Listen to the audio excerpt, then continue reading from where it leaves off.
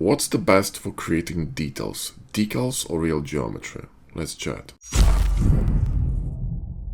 Look, modeling is important, I know, but so is everything else in the design process. In our free Hard Surface Jumpstart course, you will not only feel more comfortable with hard surface modeling, but also confident with rendering and excited about your new game-changing portfolio. Link is in your video description. Let's get started. Hi guys, Ryuu here from Blender Bros, and in this video we're going to be talking about the details created with decals versus details created with real geometry. Which one is best? When to use which one? Should you use decals? Should you go full on geometry? So this is what we're going to be answering in this video, right? Now, first of all, what's a decal? Decal is basically a fake geometry or an illusion of geometry, to put it in better words. So when you, for example, zoom in here and you will see that detail here, you can't really tell what's geometry, what's a decal, but if I'm going to go to decals up here and turn them off, you can clearly see that these two are decals and the rest is geometry, okay? So it's a real geometry here, right? It's a boolean on this one, and these two are decals, okay? By the way, if you're wondering where this truck is from, it's from our course, a sci-fi generator in Blender. You can grab it on our website. It's a really fantastic course. In this case, we have quite a few decals. If I'm going to turn it off and on here, you'll see that some of these decals are going to disappear. There is another one here in this area. All the stickers, this is a decal as well. So there's quite a few details on this model, and some of them also are done with trim sheets, which is also a decal. So here there's a trim sheet. If I'm gonna shift this canister here and go to local view, and I'm going to replace this material, which is basically a trim sheet material, like you can see here, that runs on this strip of geometry, I can go to decal machine and use one of our trim sheets from the ultimate trim sheet pack. You can get it also in our store. It's a fantastic pack, and run a different trim here. You can see that I can change it very easy to something really cool with just literally a few clicks. So you don't have to model these details. You can use fake, kind of like an illusion of geometry. The same on the cables. This is all trim sheets, right? Same here. That's a trim sheet here running on this edge here, right, on a loop of quads. When do you use decals and when you should still use geometry? Guys, decals, it's a faker, okay? It's an illusion. So they can fall apart if the detail is too large. So let me show you. If I'm going to grab a cylinder here and move it to the side here, and I'm going to, well, let's increase the number of verts here to 50 and put some matte on it with hard ups. And I'm going to put some bevel on it, right? And weighted normals. Move the face, cursor to face here. Go to D and grab one of the decals and move this to cursor and make it larger, and then apply this, right? You will see clearly that it looks fine from a distance, okay?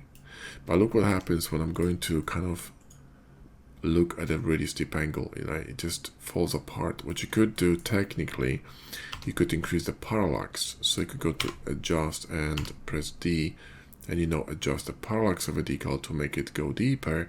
But this could, introduce some pulls and nasty shading on it as well. So, so you've got to do it with caution. So the point here is that if the detail is too large, it just may be very obvious that it's a decal. Like, for example, here you can't tell that this is a trim sheet, but actually there is a trim sheet running around here, where in fact, for example, these are real details, although these could also be decals, right? So to put it simply, decals should be used as tertiary detail unless you're using something like stickers, like, for example here, this is also a decal, it's a sticker, so it's just an image projected on top of the geometry. But when we're talking about decals like that, which actually carry normal information, which creates this illusion of geometry, or trim sheets, like for example, these details here on this part or this one on a cable, whatever, this is all fakery, right? You can get away with it because they're small, right?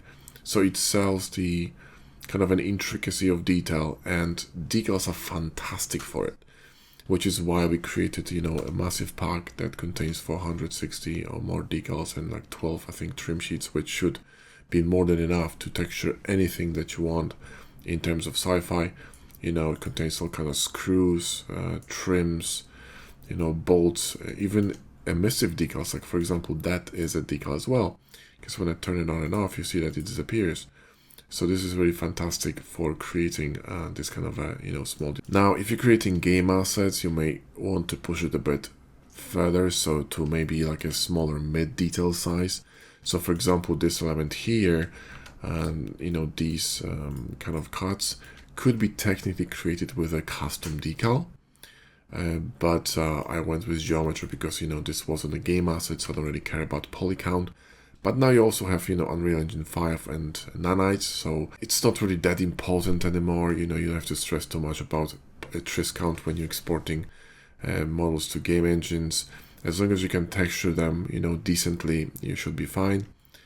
So, like I said, decals should mainly be used for tertiary detail. And this is actually quite good because it will help you to possibly model better, because you need to focus on creating the skeleton, the block out. So the basic, there's front here, the back, and the chassis, and on bottom some wheels, right? And then you're gonna add mid-level detail, which is the sides here, the front, all these cuts, the tires, these bits here on the side, the cables. That's all mid-level detail. And then comes the tertiary detail. So some of these gonna be, done with geometry, but mostly I'm trying to use decals because A, it's really easy, and two, they look extremely clean, and you don't have to worry about, running tiny bevel on these elements, because remember that the smaller you go, the smaller the bevel has to be, otherwise it's gonna be overshooting, which means you will need to manage 2 or 3 or maybe even 4 levels of bevel on such small element, and it's really annoying. It would add a ton of geometry to your project. So this saves a lot of time, but also saves you from having performance issues, and it's also extremely easy to fix, because guys, if I don't want that, I simply delete that and I replace it with something else. Do you see what I mean? So it's extremely easy and fast, right? So I would suggest playing with decals because it's extremely powerful, especially if you create something for your portfolio. I would encourage you to grab our trim pack. It's fantastic. It will help you to, detail all kinds of sci-fi projects that you may have.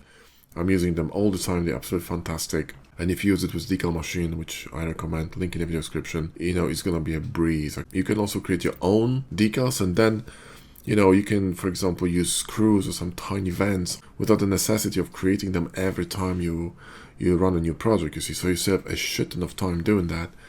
Plus, they look really clean and awesome. It's really easy to change materials on them, especially when you run them on BSDF mods.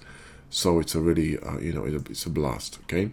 So to sum it up, guys, yeah, you should be focusing on using decals and trim sheets as tertiary detail, mostly 99% of the time. And occasionally you may be able to get away with decals, creating detail on mid-size level, so mid-detail, but that's really rare cases, and be very careful with it, because this could be quite tricky, okay? Because like I said, depends on which angle you're gonna be rendering from. Sometimes you may be, rendering something is gonna come out very flat, and people will know that it's a decal because it simply looks like it, okay? Well, that's it for this video, guys. Hope it helps you out with modeling. Thanks so much for watching, and I'll see you in the next one.